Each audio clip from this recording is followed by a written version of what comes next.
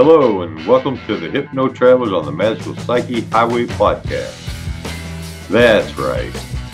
Your host and tour guide is Scott Prevet, a healer, hypnotist, and a magician. And your bus driver is Jason Gobelli, also a hypnotist, an entrepreneur, and a spiritual guide. Disclaimer, neither Jason, Scott, or any of our guests here today are licensed professional psychologists or psychiatrists. So please don't make any changes to any medication or treatments that you are currently on, based on the conversation that you hear here today. Just hop on the bus and enjoy the ride. Trip with us on the Inner Revelation bus. That's right. Welcome back to the Hypno Travelers on the Magical Psyche Highway. I'm Jason, and man, we got a special guest today. We're pretty excited, aren't we, Scott? Yeah, buddy. This is a great one. All right. So today I get to introduce Ryan Montis. Ryan, how are you? Welcome to the show. Thank you, Jason. Thank you, Scott. I'm doing really well. Welcome, How are you welcome. guys doing? Thank you. We're doing wonderful now that you're here. And so we got one question for you. Let's start it off quick and easy. Who are you and what do you do? All right, so that's a good question. So my name is Ryan Montis. I'm from Canada. I'm a hypnotherapist. I'm a hypnotherapy trainer. I'm a business coach. Everything hypnosis, basically. You know, these days I think of myself mostly as a hypnotherapy advocate because I do a lot of different stuff in a lot of different ways. But at the end of the day, what I'm doing is, you know, advancing the cause of getting these, you know, getting the skills and getting the relief and getting the life improvement into the hands of as many people as I can. And that takes a lot of different forms. So a lot of people ask, you know, how did I wind up here? I used to be a soldier. I was in the Canadian Army for 5 years. Before that, I was a private investigator for a number of years. I did undercover work. I did stakeouts. I did covert surveillance stuff. So it's been a long, winding road to get where I am, but it's all tied together. And yeah, in a nutshell, that's who I am. That's what I do. Okay, Awesome. now let's have another question for you. When did you have that like aha moment when like, you know what, I can really help heal people? When did that come in? How did that come about? There was a few of those. There was a few of those over the years. You know, I started studying hypnosis and the subconscious mind and personal development and change work really in my late teens, early 20s. And so I was studying that stuff all while I was working through my way through school and university and two different careers. And so along the way, there was a lot of aha moments, a lot of epiphanies. And after I retired from the military, I went and I decided, you know, I'd learned so much from books and recorded courses and self-study over the years. I decided I was going to take some in-person formal training in NLP and hypnosis and timeline therapy, mainly out of the desire for increased personal development and just to improve myself. And it was a couple of days into like my first really intensive NLP training with a really good NLP mentor that I thought, well, oh man, why don't I start doing this for other people? And why don't I get a lot deeper into this? Because I loved it so much. You know, it was more lit up, you know, in those classes than I had been in years. And so it was then that, you know, I had that shift where it was like, oh, I can make this my business, my career, my life. So why not? Right. Well, Nice. speaking of mentors, who is your mentor? Who are some of your mentors? Oh man, there's you know, I've been around long enough that there isn't any one anymore. You know, when I started studying this stuff, I used to watch the old VHS recordings of Bandler, you know, doing his presentations in the 80s with the ponytail. And, you know, he was the first one I really dove in and really consumed a lot of information from. After Bandler, who else? You know, I read some Tony Robbins books, and those were illuminating. Those were eye-opening. In terms of trainers, I worked with a Canadian trainer named Dr. Kim Redman, and she was a protege of Dr. Tad James, who's a big name, the late Dr. Tad James, who's of course a big name in NLP and created timeline therapy, or his version of timeline therapy. Um, and then more recent than that, you know, there's some really cool modern day heroes of hypnosis who I definitely am in alignment with. Scott, you and I were talking about Mike Mandel before we hit record. Mike Mandel, I consider to be a mentor and a friend, and you know what? And just as much Chris Thompson and Timothy September. Those that trio of people are just doing incredible work. Freddie Jacquin, Anthony Jacquin. I could go on and on. We could name drop, I think, for hours and hours because there's so many awesome people in this industry and in this business, and we're all learning from each other in one way or another, you know? Nice. Well, Nice. we've seen that a lot of people that come on this show, a lot agree and some disagree. So, what is your lane? Is there some people that you just say, well, that just doesn't work for me, and maybe I need to go a different way? I mean, what's your lane and where are you coming from? I wouldn't, you know what? I'm not the type to sit, to look at anybody's teaching or anybody's modalities and say that's wrong or I disagree with it or that doesn't work because, I mentioned Dr. Redmond there. She taught me something really important, when I was starting this, the formal training. And she said, most modalities, and some might even say all modalities, they all work. And on a long enough timeline, they all work. It just depends who you are and which one you like and what's going to work for you, right? So, yeah, there's some hypno trainers out there that do stuff that I personally don't want to do, but if it works for them, and I know it does in most cases, good, power to them. Because different clients, different people, different brains, different minds need, different routes to the end result, right? So, in terms of what's my lane, I mean, um, it's a little bit of everything, I've always been a big NLP guy. I really love language. I'm secretly a very big stickler with precision in language. I'm highly observant to the word choice that people use, and there's this saying in NLP, the meaning of communication is the message that's received. And I just find it fascinating the way human beings communicate and send the message that they think they're sending. And it's almost like all of humanity is just a constant game of broken telephone, right? And yet we make it work somehow. So, anyways, I guess I've gone off on a bit of a tangent there. But to answer your question, what's my lane? I love NLP, I love hypnosis. And these days, I spend 90% of my time mentoring hypnotherapists to do better in business, actually. Nice. Okay, so this is your thing. So, let me ask you a question. So, do you practice this at home as well? Yeah, I practice what at home? So what? With your family and your friends, and you do, the NLP and hypnosis and things like this. You know what? I'm at the point now where the skills, the understandings, the tools, I've internalized them, right? And even when I'm, talking with my clients and we're working through issues, we're working through problems, it's extremely rare that I do any formal techniques anymore. It's a lot more just conversational and just, you know, discussion and questions and working through things in a very organic way. And so, I used to get the question when I was a private investigator. I went and I did interrogation training alongside the homicide detectives here in Canada. And, I learned all these different types of questioning to, they call it defeating deception. There's a lot of talk about the Reed technique of interrogation because that's what the FBI uses and the CIA. And I went and I took those courses with the Reed Association. And so I used to get the question like, well, can you tell when people are lying? Do you know when people are being deceptive?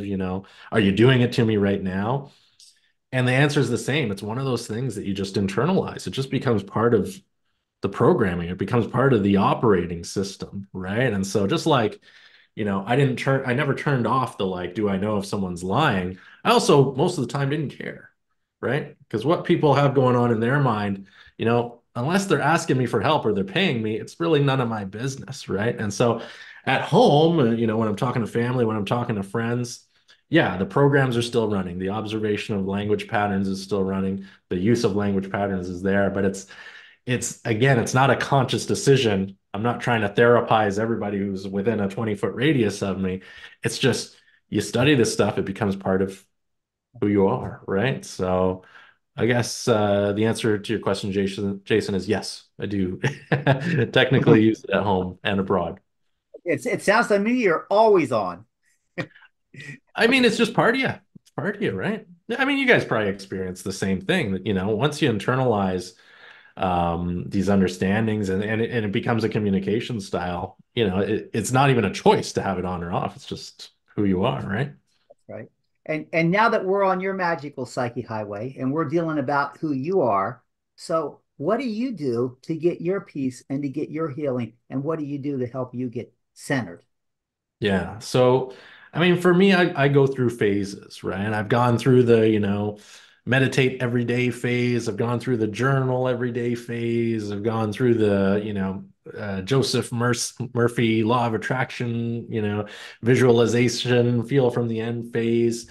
And it tends to oscillate, So these days I'm back on the meditation train. I'm trying my hand with transcendental meditation, which is an interesting way to do it, the Jerry Seinfeld method, and with great results so far. So, I mean, for me, the self-care routine has always been what do I feel like on any given day at any given time? And sometimes it's time off, sometimes it's hot showers, sometimes it's cold baths, sometimes it's, travel. But right now it's the meditation. And the common thread, the one that I think is always looming, or floating at the top of the toolbox is self-hypnosis. Hypnotherapist by trade, NLP practitioner by trade. It's always a good idea to clean up, the subconscious and put positive suggestions in there and auto suggestions. Never hurts, right? So that's a common thread in my life too, for sure. So you do a lot Nice.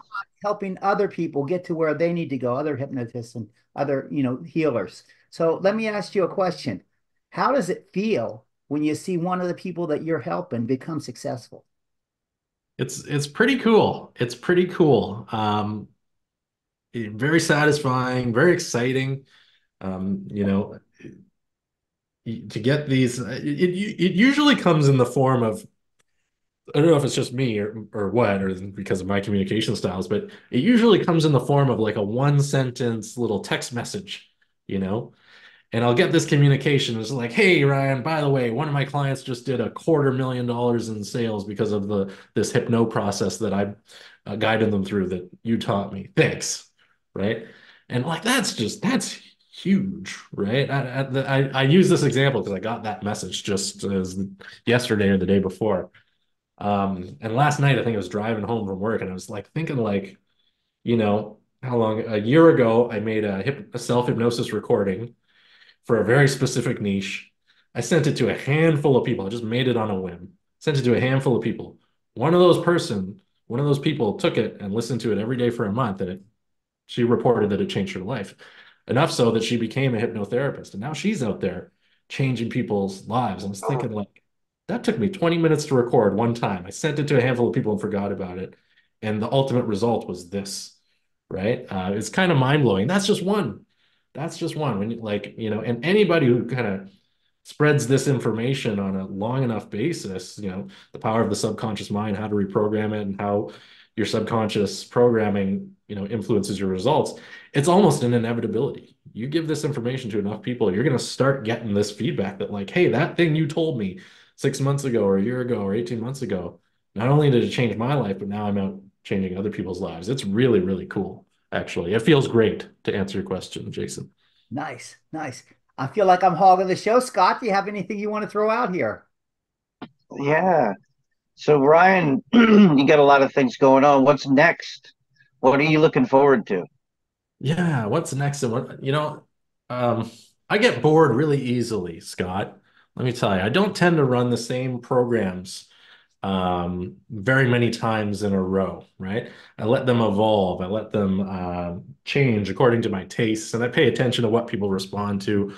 And so there's always something new going on. So in terms of coaching, I've got this idea that's been brewing in my mind that's sort of a halfway ground between like a really light group coaching program or a halfway mark between a really light group coaching program and a really intensive um, uh, coaching program. What I mean by that is, these days it's kind of like there's a lot of these like $5,000, $10,000, 12-week hardcore intensive business coaching programs. That's kind of the style of the day. Or there's these like on the opposite end of the spectrum, there's these like long, drawn out over time, one-to-one coaching programs. And I feel like there's a big gap in between, and there's a lot of people that are skilled and um, um, motivated and they know what they need to do. They just need kind of light support. They need a little bit of guidance. I think of it almost like they need just like the wise uncle or the high school football coach that just like gives them a nudge every now and then. So anyways, without getting too much into detail about the program, I've been brewing something like that for people who need it, and I'm excited for what form it will take, which is I think it's gonna come out in the next couple of days. Aside from that, I'm really excited for Hypno Thoughts Live in Las Vegas. Are either of you guys going to be there? We're definitely going to be there. Oh, Looking forward to meeting you personally. Okay, you're both going to be there. Good. Yeah, I'm looking forward to meeting you guys as well. It's my first time presenting at Hypno Thoughts Live. And also first time I put in, my name to be a presenter, and I got a spot, which I'm super excited about. So I'm excited for that blazing Nevada heat. I'm excited to meet you guys and all the other Hypno folks I haven't met in person yet. That's going to be a lot of fun. So, what are you presenting? Come on, let it out. You know what? Here's the thing. You do the application to be a speaker. It's due Halloween the year before the conference, right? So it's like, okay, I got to put my name in. I got to think of something. So the pitch that I put in was the role that social media plays in connecting with clients, right? Knowing that, my views on that and the social media itself from the time that I put that pitch in to the time the conference is happening, certainly going to change, right? And we still got 2 more months. It's probably going to, Facebook might be gone, TikTok might be banned, like the whole world could be a different place. So it's true. Something to do with social media and the role it plays in client attraction. But the exact content of the presentation, I have no choice but to wait a little longer to nail that down, right? Nice. So, what's the plan? When are you going to write the script? You know what?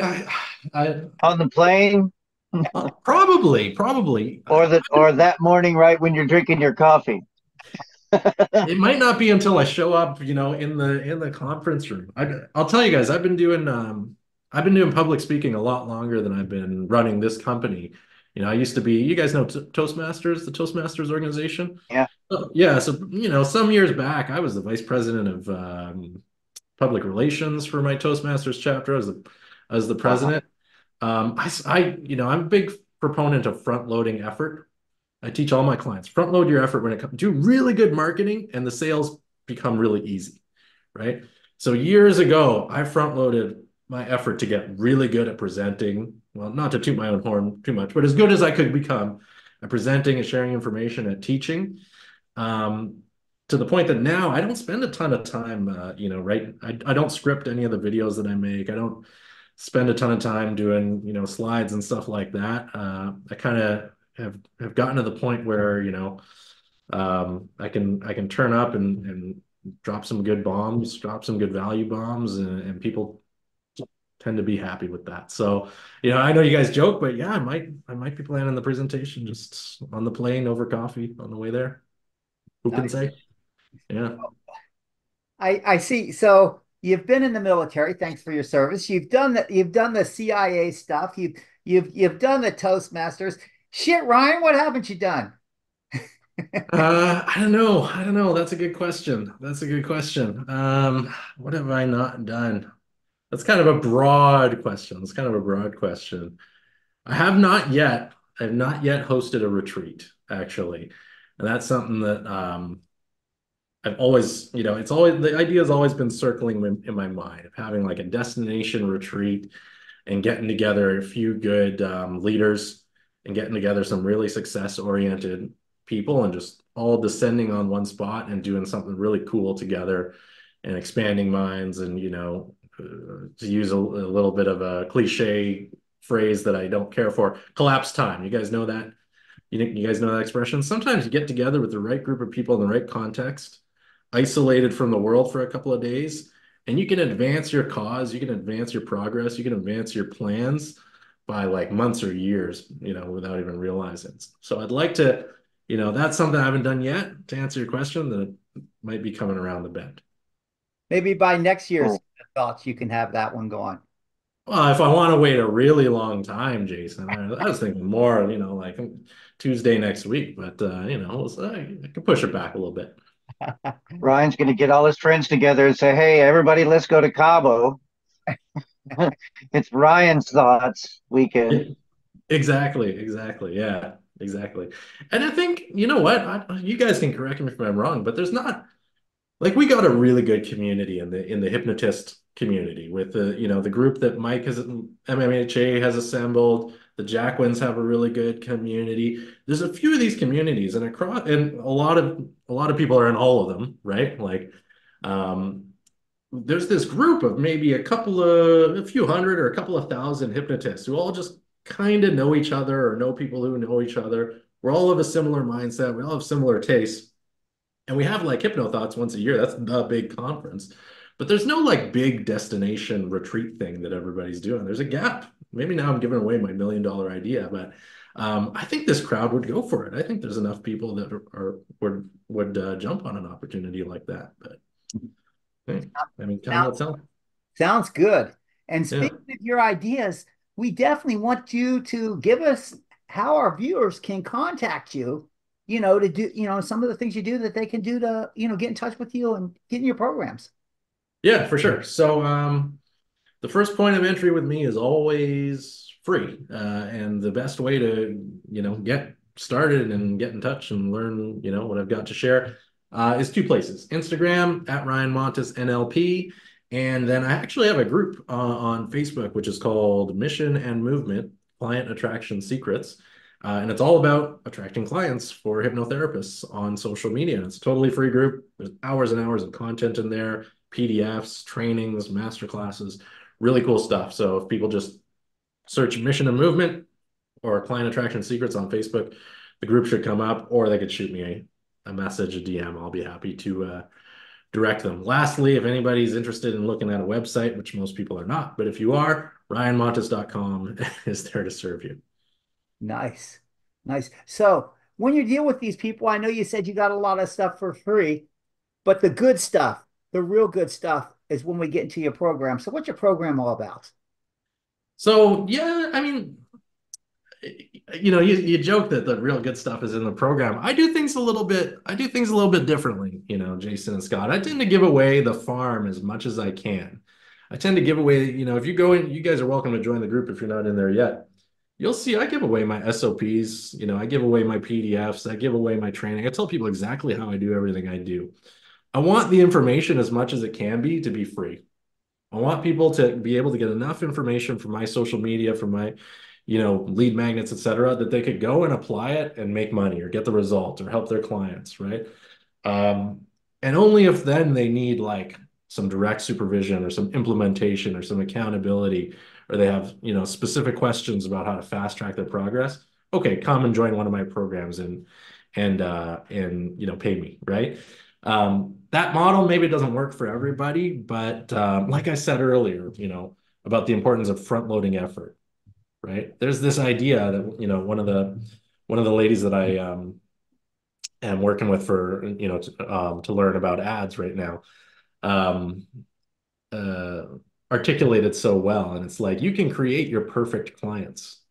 You can create your perfect clients if you're a coach, if you're a hypnotherapist, by educating people so well that by the time they come to partake in your process, they already know what it is. They already know what's going to happen. They already know what's expected of them, and they already know what they're going to get from you.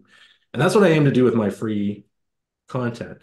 So, it's a little, just to go back to your point, Jason, all the best stuff, it is free, right? But if you want me to hold your hand to implement it, okay, I'll accept a little bit of money for doing that. So my programs, basically, like I said, they're always evolving. They're always different. I have a mastermind called the Engage Mastermind, which is a really good, awesome, tight-knit group of hypnotherapists. And we get together usually once a week to work on our businesses and talk success and talk implementation. And that's a very accessible price point with no commitment. People can they can't join whenever they want because there's a wait list, but they can cancel whenever they want if they choose not to stay. So that's the Engage Mastermind.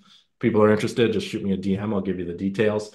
And then my private coaching, as slots open up, usually I announce them in my either on my social media or in my free group, and usually they're filled up within a couple of days. So again, the route to that offer is through the free group or just getting in touch with me. That's right. And getting in touch with you is always the best stuff, Ryan. I try to give everything away for free too, but the truth is that interpersonal communication is unmatched. We could watch tons of videos about you, but to have you on this show is phenomenal because we really get to know who you are. So we appreciate that you opening up to us. And so Yeah. that said, we were told by one of our other guests, actually Tim Scher, that all successful people sacrifices some personal time. So what's that like for you with the balance of keeping busy with your job and all this stuff that you got going on and your personal life? What's it like just balancing the two? Yes. It's tough. A number of years ago, long time ago, I think it was in my early 20s, I was out for dinner with some people I used to volunteer as not as a paramedic, but as what's called a medical responder. So we were trained and we would just go to public. If any of you know, if either of you know St. John Ambulance, they have this program where you're a volunteer. You just hang out at concerts and public events. And if somebody gets hurt, you can do first aid, right? So I was out to dinner with a bunch of the fellas, and one of the guys he had a pretty senior role in the Canadian government, in the federal government. And, he was telling me about his job and what it was like working for the federal government. And he was opening up quite a bit. And I was very curious because I was, a young man. And he said something that I'll never forget. He said, they pay me for about 40 hours a week.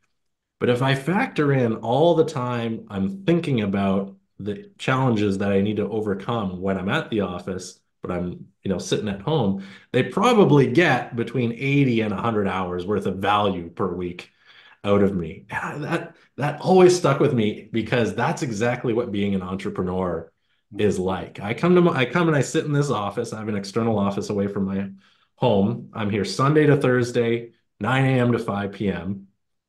But, my clients get a piece of my brain, Sunday to Saturday, 6 a.m. till 11 p.m. There's always part that's, thinking, turning, trying to solve the problems, trying to anticipate what's next. So balance can be tough, right? Balance can be tough.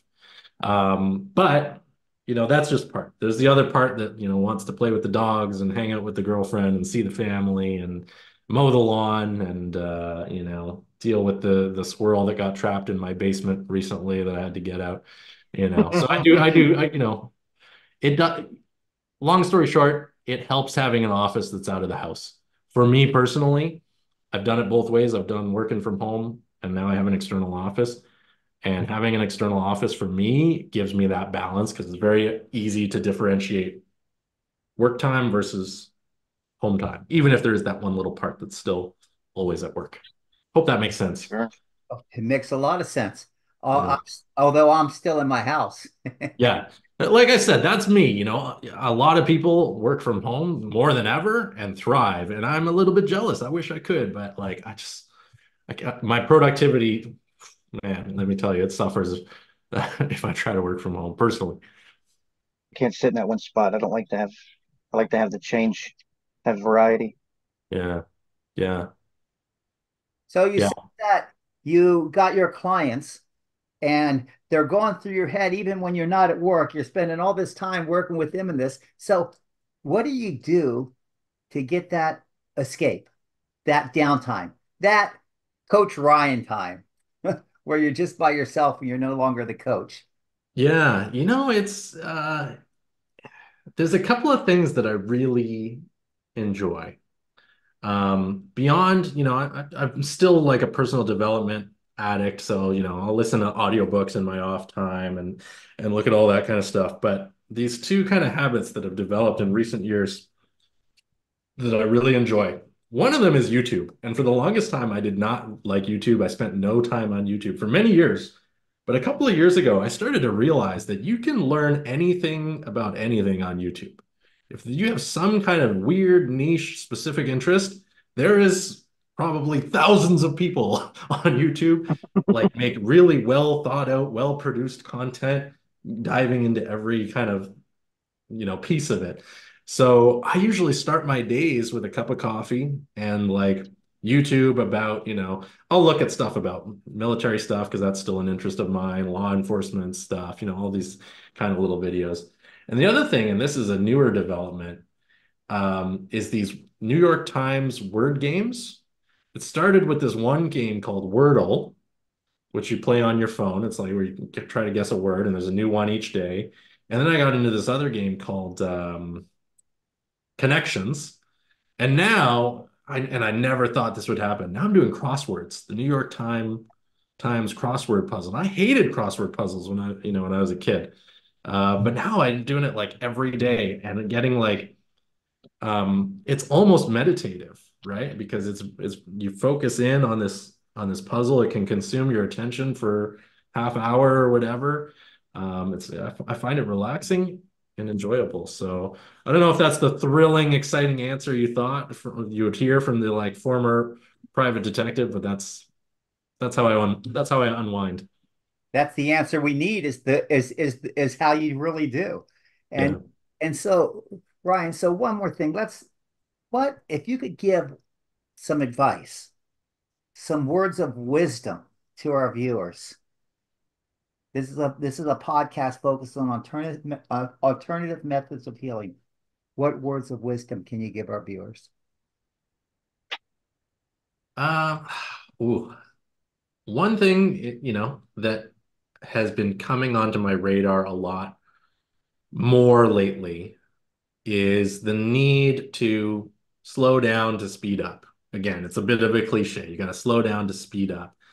I didn't really get fully what that means and why it's so important until basically recently, right? It's very easy if you're an entrepreneur, if you're an online entrepreneur, if you're a hypnotherapist that's growing a business, especially if you have a job, it's very easy to be go, go, go, go, go, and put pressure on yourself to make things happen. And, for a lot of people, there's guilt or shame attached to removing yourself from your business if your business is in a growth phase, right?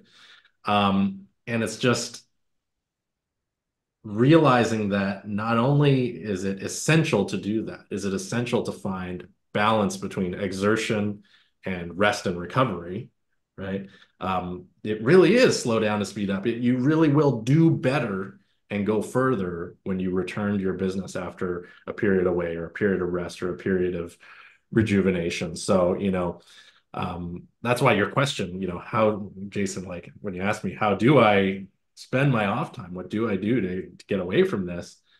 Whatever one does, just make sure that you do it. And the more it could be ironic or counterintuitive. The more you feel like you can't get away, the more you feel like you can't spare some time for rest, probably the more you need to, probably the more essential it's becoming, right? So that's my advice, folks, slow down to speed up, basically. Yeah. Well, that's good advice for us. So I guess I need to slow the fuck down because that's what we need to do sometimes is in order to get where we need to get. Scott, Yeah. you want to throw anything else out here? I just want to thank Ryan. Thank you, Ryan, for coming and spending some of your day with us. We really appreciate it.